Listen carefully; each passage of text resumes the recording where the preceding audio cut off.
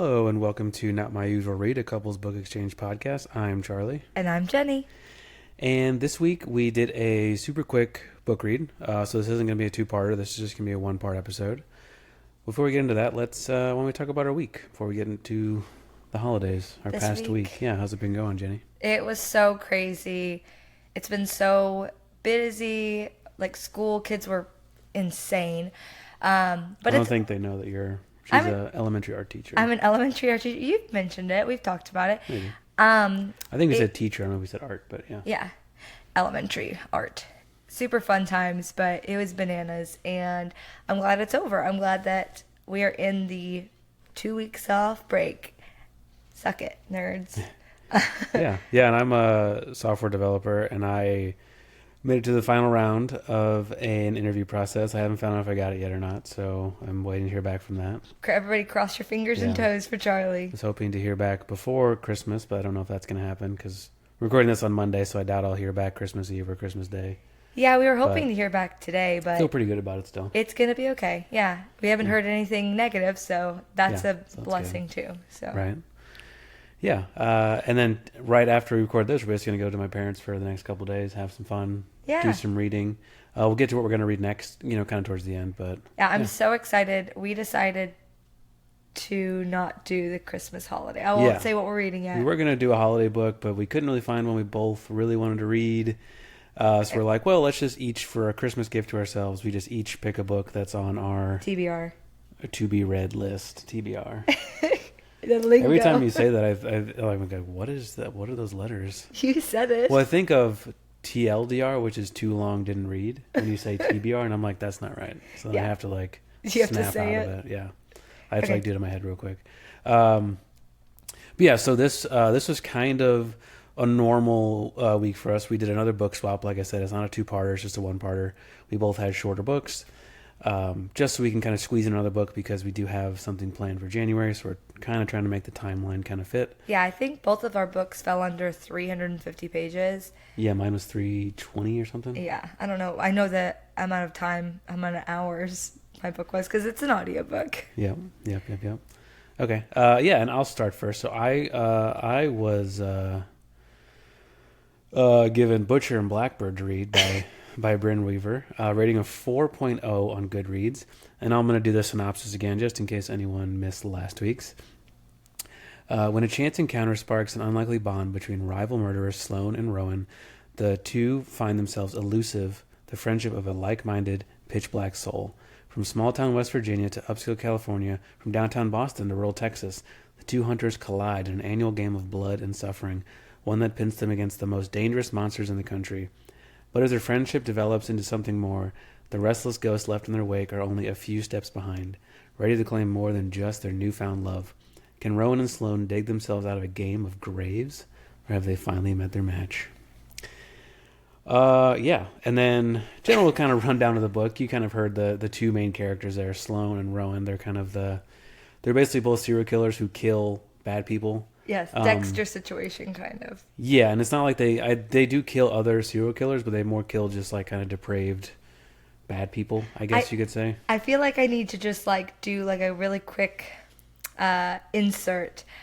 I haven't read this book in a while. It was at the end of 2023, and it got me out of a book a year slump. ago. It's not that long ago. I know, but I've read a lot of books since then, so I didn't remember how smutty it was. Yeah, it was a lot. Whenever you texted me while you were reading, when it got to the first scene that was like that, you were like, "This book is fucking disgusting." Yeah, and I mean, I don't want to kink shame anybody, but it is a little bit much for me. Well, I think it just kind of it slaps you in the face with how it's a lot. Yeah, immediately a lot it is. Yeah, it's a lot. So my apologies, but I also thought it was hilarious. It was fine. I mean, it was a really good laugh. It's called the Ruinous Love Trilogy. I think the trilogy will end here for me. I don't think I will continue on. Yeah, though I mean, you got the end of their story for the most part. I read book 2, which is. I mean, I kind of figured Fionn it was going to end how I would. It was very predictable and. Yeah, but I'll get to that in a second. Yeah, so on with the rundown. They're basically, that's the two main characters, Sloane and Rowan, and they're kind of which it just happens so fast. Like she's in a cage, gets trapped by a guy she's killing. Rowan just like walks in, lets her out, and then this kind of friendship starts. He wants to keep seeing her because he thinks she's really hot. So he's like, let's do this game where we meet up every year and hunt a bad guy that my brother will find for us. It's just like, I don't know. You had to suspend so much belief in this book. It was just like, okay, sure. Sure, why not? So they do this game. Of course, they fall for each other instantly. They're they're the only one that the other person could ever think of being with because they complete them. So it's just so. Were you sad that there and wasn't? And then at the end, they end together. And were you sad there wasn't more yearning? Yeah, yearning, more backstory. It was just like cut and dry. It was just cut and dry. On to the next one. On to the next one. On to the next one. Yeah. Yeah. Well, I mean, it was like it felt like the whole book is like a montage, kind of. Yeah, like a montage, and like, honest to God, like I think the woman who wrote it, Brynne Weaver, is a little bit older. I mean, she kind of writes like a teenager. Like I felt like this was like an angsty teen. Like the flirting was just like awful. Yeah. And I hate to just like bag on it because I know you did read this and like it, and no, I hate it's to okay. be like this is just you have your opinion. Whenever oh my goodness, I was just rolling my eyes constantly. I know, and I like listened to the audiobook and like I remember like giggling to myself whenever all those like spiciness happened, or like just their banter I thought was really funny and cute. However, yeah, and this is like I mean, because I read Fourth Wing. And I wouldn't have said that's smutty. It's pretty tame. My sister kind of said the same. It's pretty tame for like these kind of books.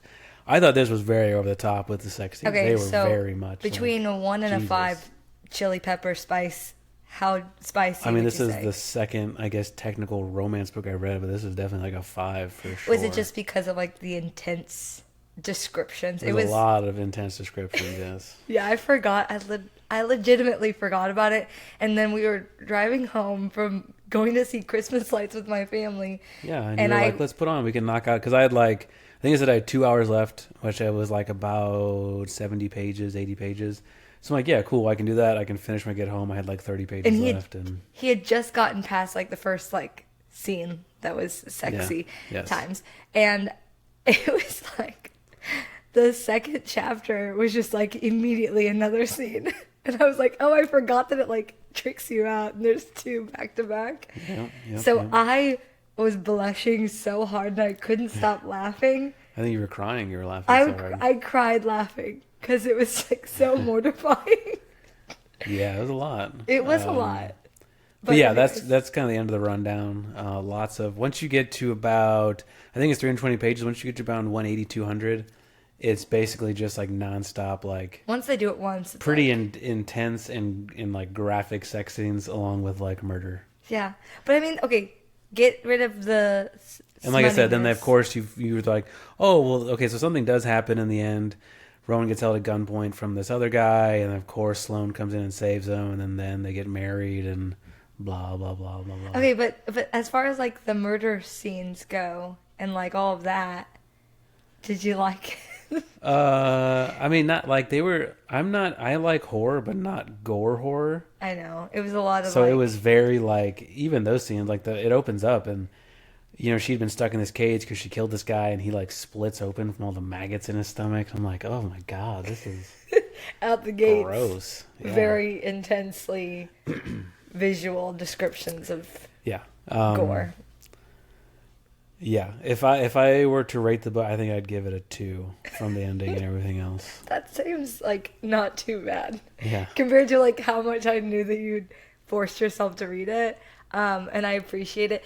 And I feel bad because when we get to my book, you'll like see how much I genuinely like I fell in love with the book that you recommended. If it had been as long as Fourth Wing, I probably wouldn't have finished it, to be honest with you. No, that's fair. It was 300 pages, and I was like, okay, I can read this in like 2-3 days. Yeah. Knock it out quick. Yeah. Okay, so let's get down to the questions because I'm really eager. And we've been really bad about it. These questions come from bookclub.com. We need to start citing those. Yes. I don't want to get smacked with some kind of a fine. I don't know how all this stuff works. But, right. Yeah. Okay. Do you read many romance books? No. This is my second one. Yeah, so Fourth Wing, and I actually like Fourth Wing. I thought it was good. I mean, I don't think it's as great as some other fantasy I've read, but like I could tell she was trying. There's like depth to characters. There's things like that. This book was just so fast. Yeah. I was like, okay. Like, and it was like you just kind of have to just like hold on for the ride, and it's just like, I guess we're okay. Yeah, we're just gonna I feel like gloss over this, and this. You just answered no, not really. Fourth Wing is not the only romance that you've read other than this, though. Like, just this book alone that I read that you recommended had a love story in it. Yeah, but I wouldn't say that's romance like this. Like, even a lot of Stephen King books have like love scenes and love stories, but I guess so. Yeah, I guess if we're saying. I mean, if romance... Books with romance, like, yes, I've read plenty of books that have romance, have sex scenes. Have I read a book like this before? Definitely not. Like, this book should have, like, Fabio shirtless on the cover with, like, long hair. Like, this was, like... I feel like this was, like, straight porn almost. I'm really excited for, like, this new chapter of your... Of my life? Literary journey. No, I'm not going to make you read something like this explicit. Go back up, because I didn't fully read that question. Oh, never mind. Yeah. You've never read one like this before. No, definitely not. Okay. While the setting and context are dark, the relationship between the main characters is tender, heartfelt, and could even be described as cute. What did you think of the way the author balances gore, humor, romance, and suspense in her novel? Did you find there, like, general... I could not agree less with it. Like, I did not think... I thought it was so, like, forced and... Cringy? You kept saying the word cringy. Yeah, it's just like no two people on the planet cute talk or cringe? Like these two people. So you didn't think it was cute? No, like maybe the first time, like calling him pretty boy, it's like okay, and then it's like every scene she calls him pretty boy, and oh, she smiles and her dimple pops out of his face, and then oh my god, the blood rushing to his penis, squishing against his jeans. I'm just like Jesus, like no two people like this have ever existed in the world. This is insane. I mean, yeah, they're like, it's a little bit... It's a bit much. It's like, yeah, it just felt like... We get it. Yes, I get it. I get it. Okay, They're both hot. They both love each other. They both want to have sex. I get it. Okay, I totally get it. I mean, but like, okay, so you didn't like the gore. You didn't like the sexy time. You didn't find it cute? I mean... No, I thought the humor was just not my kind of humor. Like, yeah. I think I chuckled a couple times. Yeah. Do tell. Do you remember romance and suspense? And I mean, I wouldn't even say suspense because I was like, I know she's not going to kill one of them. You know what I mean? Like, I know nobody who's the main character is going to die. Like, I didn't feel like that for a second. Yeah. Like, in the end, so they kill this cannibal, like, guy in his house who invited them to dinner because he's, like, the person they're hunting. And, which this part also didn't, well, I guess it did in the end, but it just felt so, like, forced. So there's this guy named David who's like a waiter who they said had a lobotomy, and he's just being weird. And Sloane's like, you should let him work in your kitchen. Oh yeah, because by the way, Rowan is a chef. You should let him wash dishes in your kitchen. Come on, it'd be so nice. But I guess all along she knew that he was also a serial killer and was just waiting for him to like strike one of them. Wait, what? Yeah, like it was just so dumb. Are you sure that she knew? Yeah, she said it in the end. She's like, I knew you were this person all along. I figured you would be trying to get him, and then so it's like it was this weird like double triple cross thing. But it's like, what if he would have killed Rowan? Like, what is this? Yeah. What is this? Honestly, so sorry. So he basically comes out at the end. He has a gun. He's pointing it at Rowan. He makes Rowan tell Sloane to leave. They have this stupid scene where he calls Sloane a psycho, and of course she starts crying, and he said these like cryptic words that made her realize like, oh my god, he's in danger, and she just so happened to install a secret security camera in the kitchen and then sees David there with a gun. Well, like, wouldn't she know? But the whole time I was like, they're not going to die. Like, Sloane's going to go save him. Like, I already know. Calm down, everybody. Yeah, I was like, there's no suspense in this whatsoever. But you never know, man. Some authors... No, she wasn't going to kill him. But there has been books where you're honestly, that would have been awesome if David would have killed both of them, and then the end, and then the next book is David.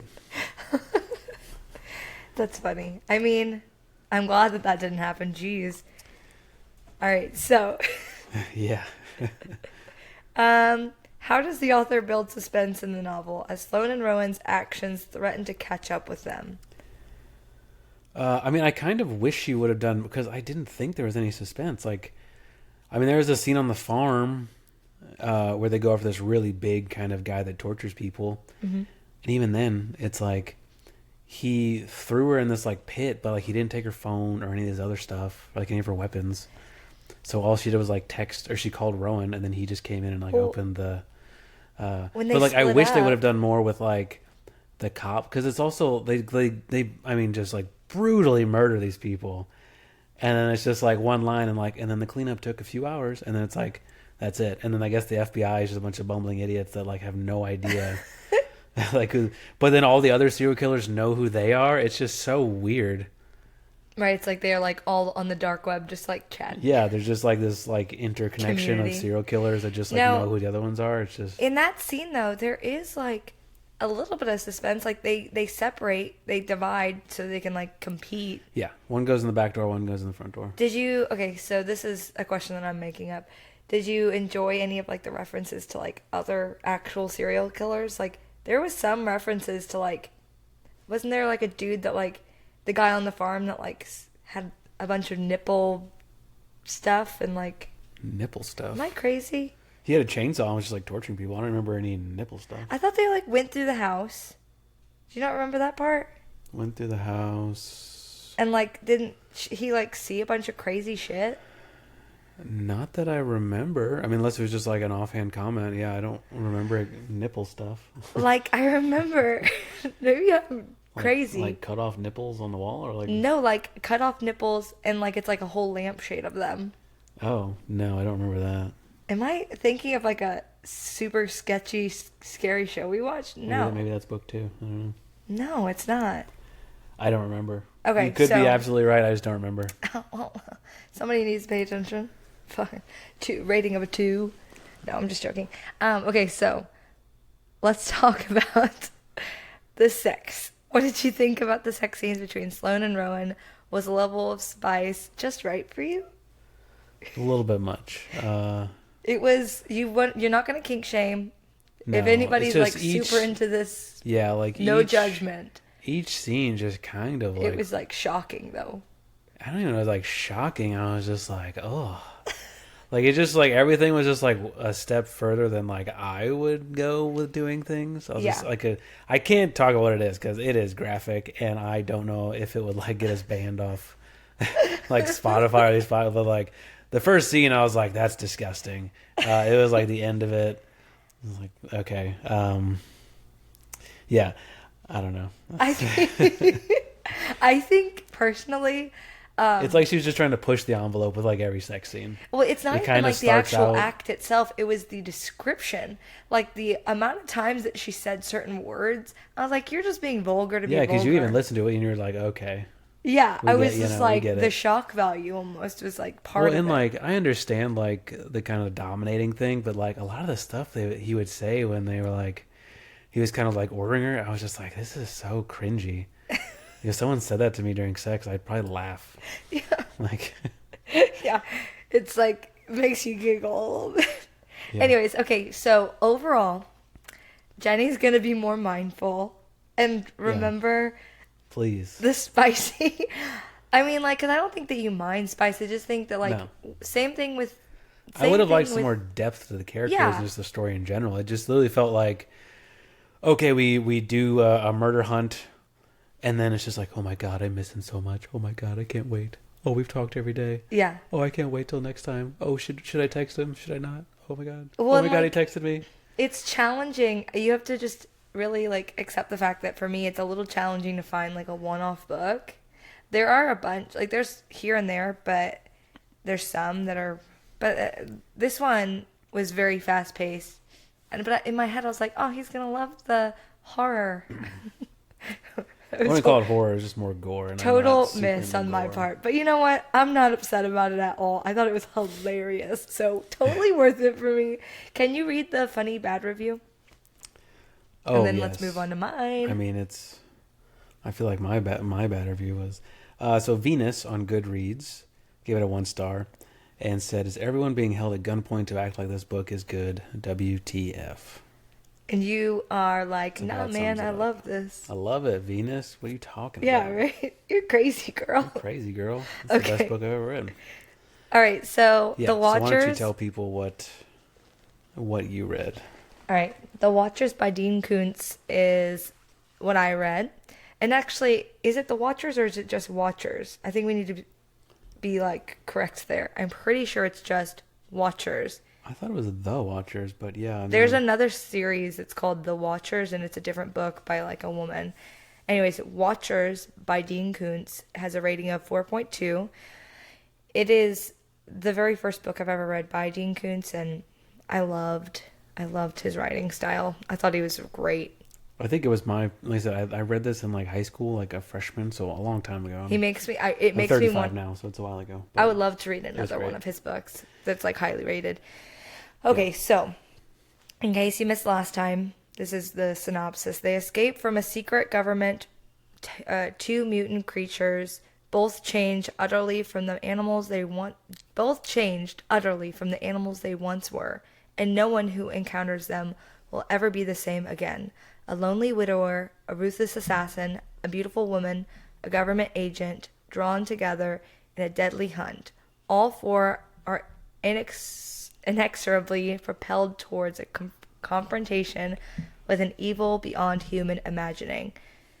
Um, I thought that the way that the characters were all like separate beforehand, and then you see how they're woven together, like slowly.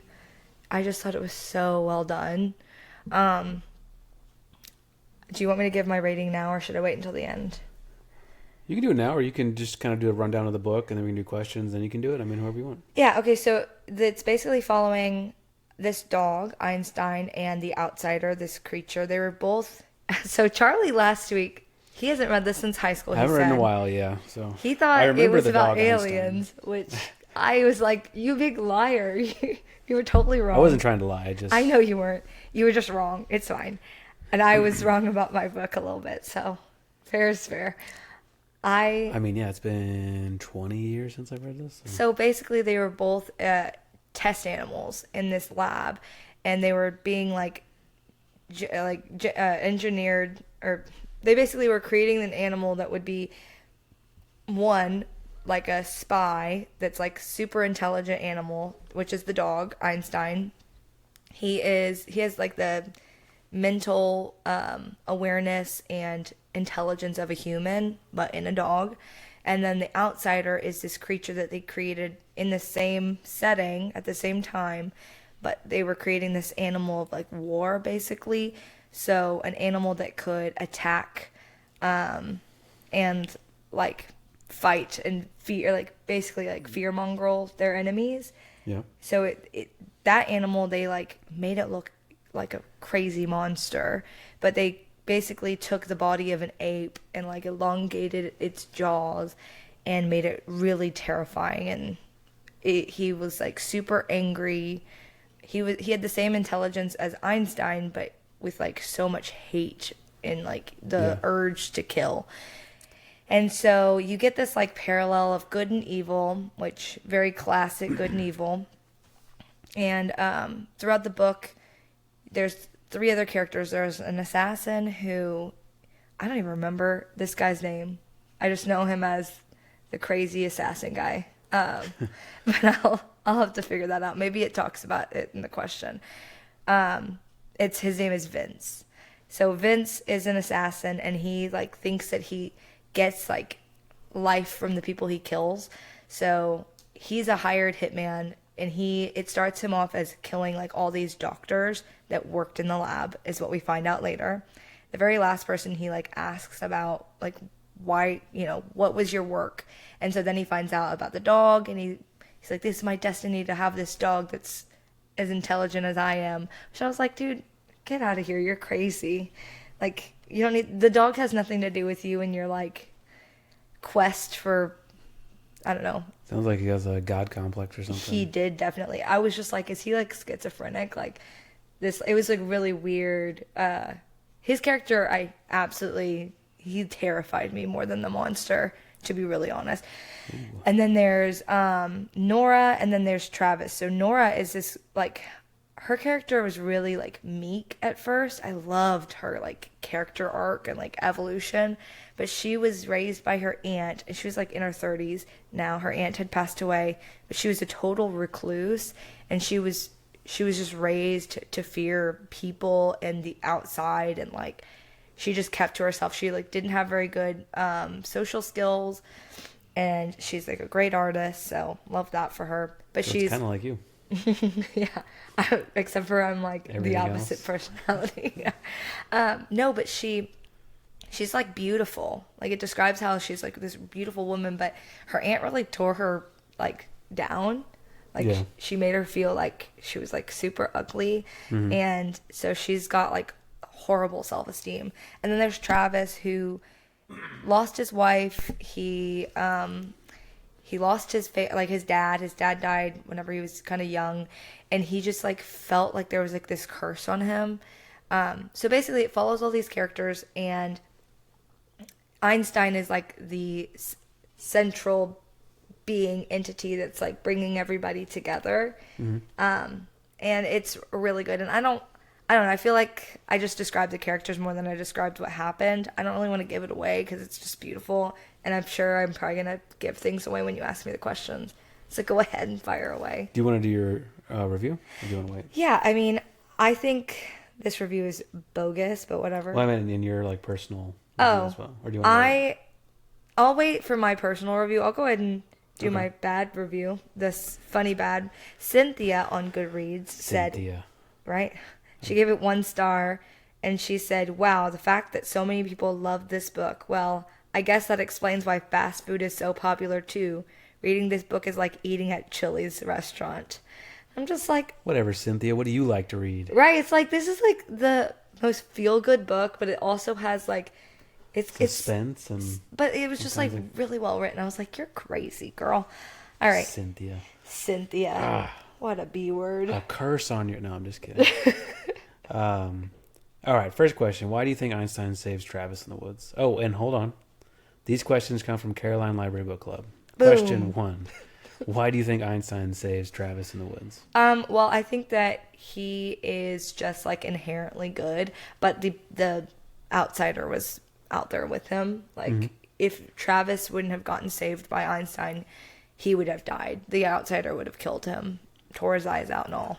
But Eyes in a hole. yeah, but I think that I don't think that there was like any specific reason why Einstein saved Travis specifically. Like if it was a different person, Yeah, it was just kind of a he was right place, right time. Kind of thing. and like he's a good dog, good. He's just a good boy.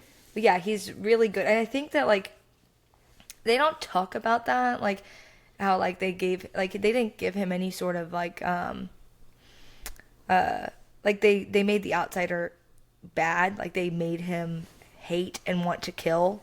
They gave him that like in his genes that they developed or whatever. But I think that maybe the goodness is They like, did, like, a trait of like the dog itself. They did like in A Clockwork Orange. They just like held his eyes open and just like All the movies of pictures. violence for like 2 Yes, days. maybe, I don't know. But like for Einstein, I think that maybe it has to do with like the nature of a dog, like man's best friend. Like I feel Yeah, like and that maybe- kind of like leads into the next question. Like, how does Einstein know to save Nora from Streck? Do you think his heightened instincts are a result of his higher intelligence, or that when they increased his intelligence, it increased his instincts, kind of as a I dog think as that's well? the one. I think it's because okay, so not only does he realize that Nora is in jeopardy whenever that like creep is. So I didn't even talk about that. In the very beginning, there's this guy that like came in to repair her TV, and he's like this super rapey dude. He's like trying to. And that's not Vince, right? It wasn't. No, Assassin. This no, was a I can't. separate, I'm trying to remember his separate name. guy. I think it's like Streck. Yeah, Streck. Yeah, so Streck is super creepy and like very aggressive towards her, and like I'm gonna live with you now. And he was just like, he made me sick to my stomach when I read his character. I was like, I hope he's not in this very long. So and he wasn't, so thank God. Anyway, so he's at the park. He like stalked Nora, who for the very first time was like, I'm gonna live my life. I'm gonna go outside and I'm gonna go to the park. And he followed her, and he basically like, Oh, this was the scene you were telling me about. yeah, he sits down with her at the park and like is basically like, you're never gonna escape me. Like I've fixed women like you before, you know? And like he was just like basically saying like, I'm gonna live with you. I'm gonna have sex with you. You're gonna do what I want. And it was so disgusting. And Jesus. yeah, it was really, I hated that. I hated that guy. And so Einstein, this was the very first interaction of Travis and Einstein meeting Nora. You can just feel those vibes. He knew They something was were off. at the park, and he like popped his head up and he raced over and laid his head on, or he like barked really aggressively at Streck and then laid his head on Nora. And he basically saved her life, because then Streck left, and then they like encouraged Nora to call the police, but she was like, no, I don't want to, like, I'm fine. And then like later she had called Travis, and he didn't answer, and Einstein basically was like, you need to call her back. Like, he kept messing with the phone book and being really annoying and whining. And so they just decided to drive over there because she didn't answer. Right. And Streck was in her room, and he basically was like gonna attack her, but they saved her again, and then he got arrested. And then after that, Nora and Travis became friends and blah blah blah. But I think that the same situation, like later in the book, Einstein has these moments where he can sense the outsider, he can sense the dark one. Right. And so, like, the dark one, by that I mean the assassin. Like, there was a time when he was like, there's darkness. And then Travis was like, the outsider? And he's like, no. But they didn't know about the assassin at all, you know? Right. So, Okay. yeah, I think that his canine, like, senses of, like, being able to, like, smell and sense, like, danger or fear, I think is heightened as much as his intelligence, which I think is a really cool, like, edge. Yeah, for sure. And kind of leading into that, like, why do you think the outsider hates Einstein so much? I mean, this might be kind of a softball question, but... Yeah, I mean, I think we've talked about it a little bit, just because it's like, it really, it makes me sympathize on a couple of scenes with the outsider, just because, like, he has the intelligence of a human. He has so much hate for, like, people and, like, anger. Yeah, and it's not like he enjoys it. You know what I mean? It's like he's made to do this. Yeah. And so it just like, it's so sad. There's a couple of parts where they, like when the FBI agent was talking about going and looking in on this like lab animal, the outsider, and he was signing, like it talked about how like the doctor that had created the outsider and Einstein had taught him how to sign like Coco. And, basically he's like, I hate how I look. Like, I want to tear out everyone's eyes so they don't look at me. I want to tear out my own eyes so I don't have to look at me. And it was just like all this loathing, and it was so sad. And like, yeah. But I think that he hates the dog so much because it talks about the dog being like the good child that he's meant to be loved, whereas right, he's not meant to be loved. He was created to be feared and to hurt people, you know? Yeah. And so he has all this self-loathing. I think that he just sees Einstein as what he could never be. They do have this common connection with like Mickey Mouse, because they were both like were shown these like old cartoons because they wanted to see like their reaction. And it's so sad because they both have like the same love for Mickey, and I think it's just like, it makes me feel like this like child, like it really puts them in the perspective of like a young human, you know? Right. Yeah. So yeah, he's jealous. That's why he wants to kill Einstein. I think that there's like a part of humanity that like a last sliver of humanity that came out whenever he didn't kill him in the end. You know, I don't know if he like thought he was dead, or he just like was able to like sacrifice that want to kill him at the very end, and he like ran away. Right. Okay. Sorry, I talk a lot. No, it's totally fine. Do you think Vince really had a gift for killing people and absorbing their life energies, or No, he was fucking crazy. Just crazy. All right, on to the next question. He was a psychopath. or he was a sociopath. He like he was just like, I think I've absorbed enough people now. Sounds like Highlander almost. Yeah, and like, so I talked to you about this like scene where he's swimming in the ocean after he like just murdered like a bunch of people in this beach shop.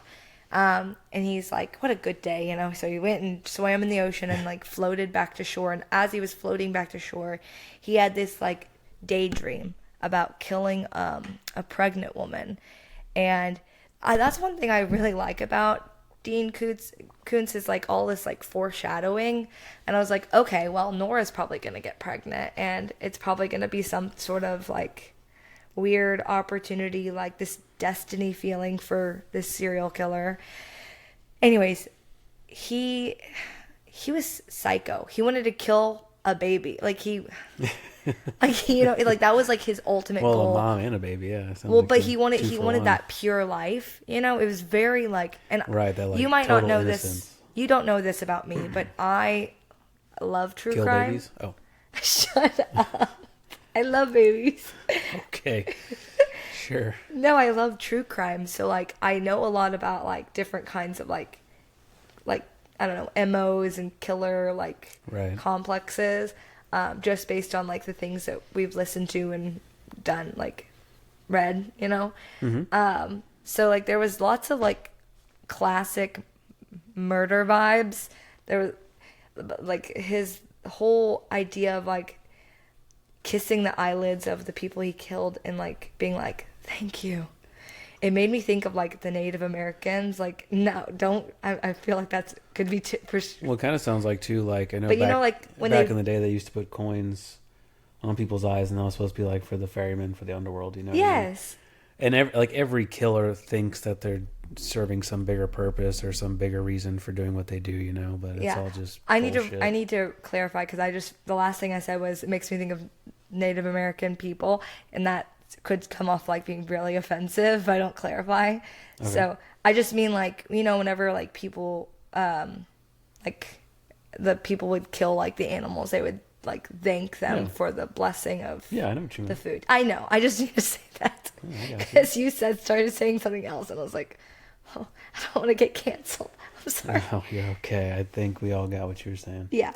But anyways, I think overall he's a nut. And it was like, there was a moment whenever he went to their house, like he tracked them down and he went to their house and he basically takes Nora hostage. He goes like from her OBGYN appointment and like holds her at gunpoint and makes her drive to the house, you know?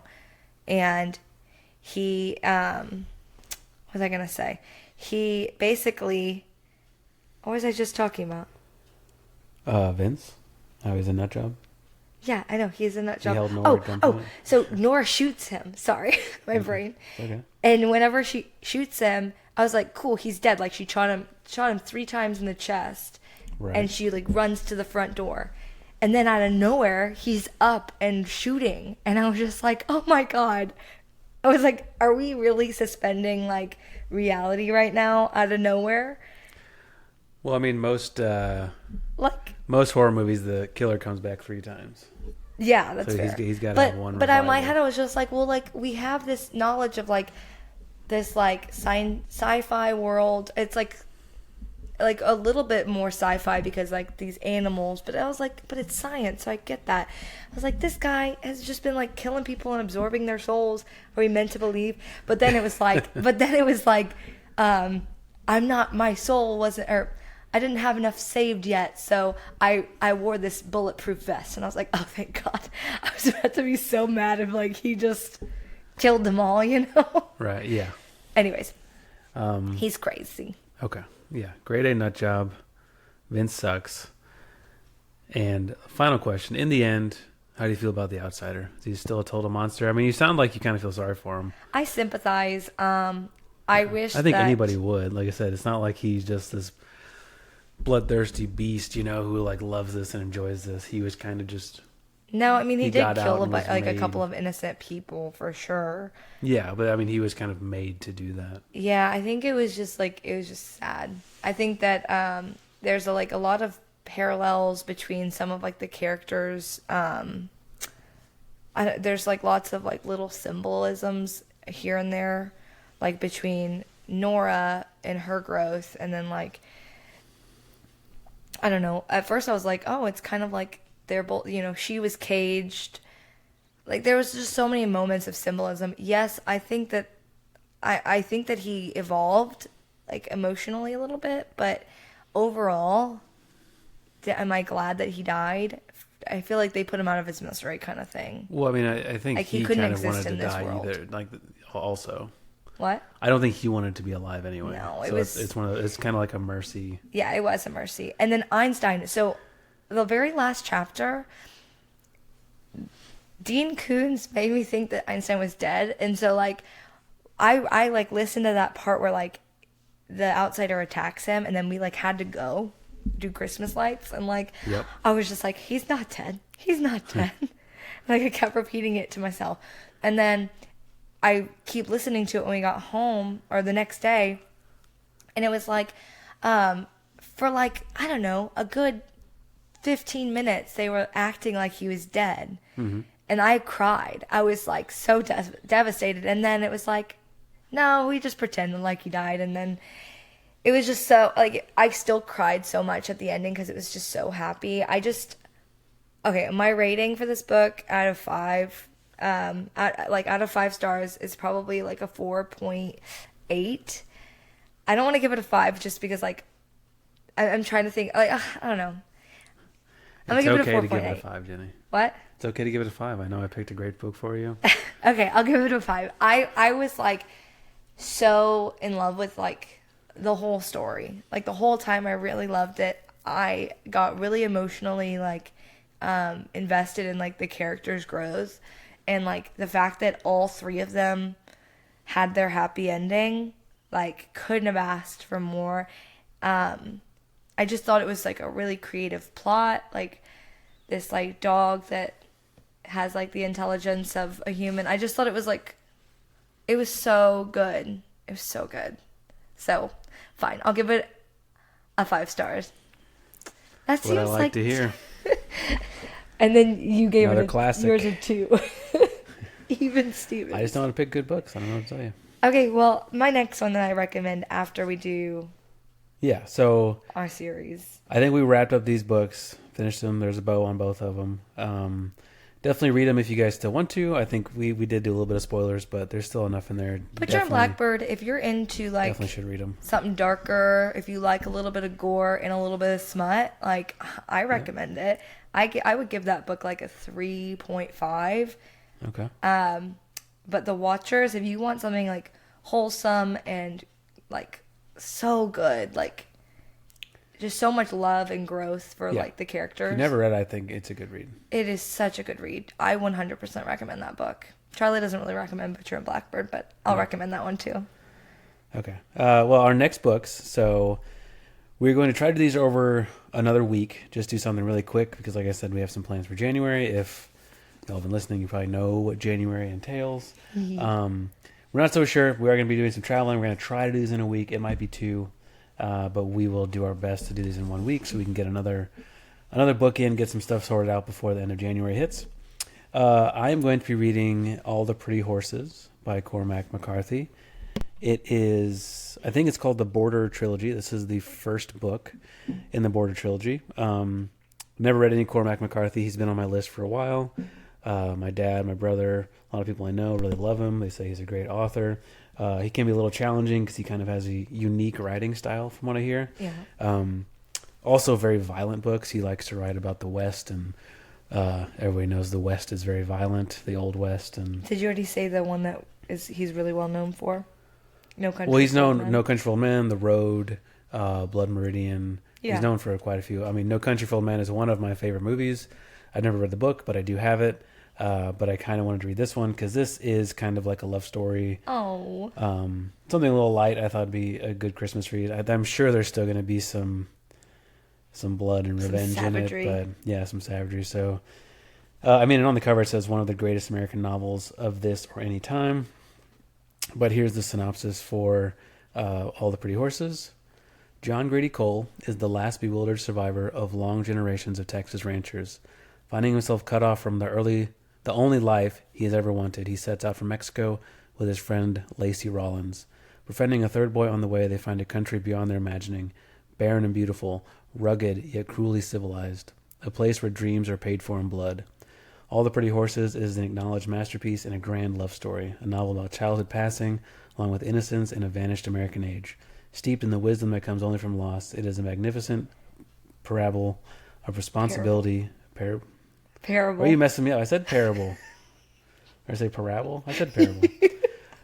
Now I'm going to say it wrong again.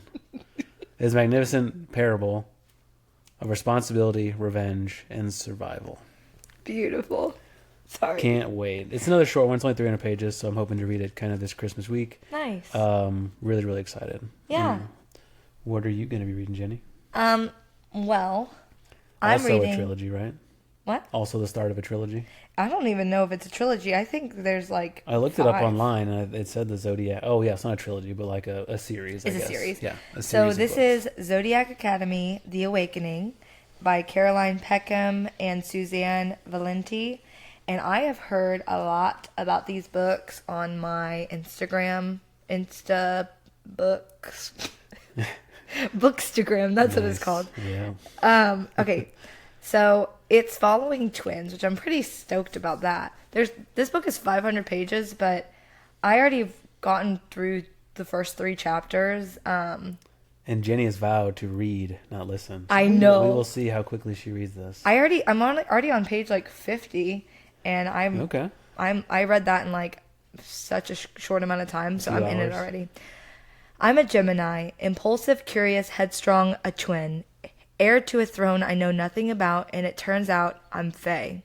But of course there's a catch. All I have to do to claim my birthright is prove that I'm the most powerful supernatural in the whole of Solaria.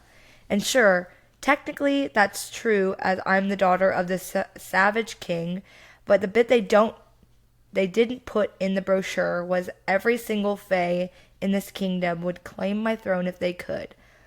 In this deadly academy, geez Louise, vampires bite weaker students in the corridors. The werewolf packs have orgies in the Ooh. in the Wailing Woods at every full moon, and don't even get me started at the twisted way the sirens use their powers on people's emotions, or how my simply tempting cardinal magic professor hosts detentions that leave people needing therapy. Classes are totally interesting if you manage to live through them, and that Gemini star sign I mentioned, it now determines my elemental magic and affects my destiny. So learning astrology is essential if I'm going to beat down my classmates, which is actively encouraged, by the way. No, my biggest problem is the dark-hearted dragon shifter who has his eyes on my throne. He and his psycho friends are determined to make my time here hell. All I've got to do is survive, but fate might have other ideas. Damn it, why couldn't I have gotten a letter to Hogwarts? It's got Jesus, that was the most confusing back book I've ever read in my life. Oh my God. Well, clearly all bets are off. Like, there's no limits to the types of characters. There's mermaids, there's werewolves, there's vampires, there's like sirens. Oh, I already said that. That's mermaids. There's dragon shifters. Orgy having werewolves, all the good stuff. I mean, Vamps. apparently this only got like a 3 on some people's spice radar, so Okay. I honestly haven't read the back of the book in a little bit, so the thing that it doesn't say is they're both twins. It doesn't specify which twin is going to be the heir to the throne, like which one. I'm sure we'll figure it out. I know. Anyways, tune in next week. I'm super excited about this read. Yeah, tune in next week. Like I said, you'll find out if this is going to be a 2-parter or a 1-parter. We will let you know. Yeah, we'll let you know. I hope everyone has a good holiday week. Yeah, enjoy. Some family and enjoy the time off if you have the time off. Be sure to follow us on Instagram at Not My Usual Read. And yeah, leave some comments. Jenny's been killing it with the meme game as always. Lots of funny stuff. Yeah, I'm trying my best. Keep up with what we're doing. Yeah, follow us on Spotify, iHeartRadio, and Apple Podcast as well, wherever you listen. Give us a like, give us a follow so you can see when we post new episodes. All right. Until next time, we'll talk to you guys later. Happy reading!